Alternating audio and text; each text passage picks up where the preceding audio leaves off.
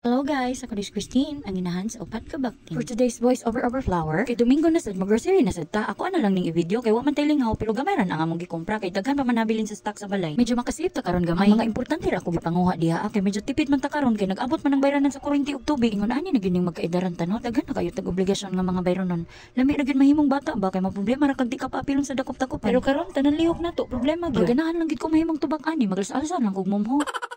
Bitaw ay katawan lang gina natong mga problemas kinabuhi ba kay wala namang gid tay choice mo namang gining kamatuoran pero mapasalamaton lang gyapon tas Ginoo kay bisan daghan tag problema daghan na gid gyapon tag solusyon mo nang gusto kayo na sila mga uban nako kay bisan unsa man lay pang tudlo ulog-ulogan man lang ko aning duha ka baktin kay ganahan man ta ko nga ako ra usa mulakaw kay peaceful ang palibot ba walay sigig mama nagkuha day mi ani nga ko gi-order nga fresh lumpia kay paborito man ni namo unya legit food ba kay lami gyud kapila na gid ko nagbalik-balik og order ani nila Ma'am Reyna Raquel Orok ma'am salamat gid kayo sa imong fresh lumpia ma'am gilamian gid akong ugangan daw oy paulit na mi ani nihapit man ko kadali sa ugangan kay na ako gihatan. Anong nag-cry-cry man ang baby nga wow man nagnina.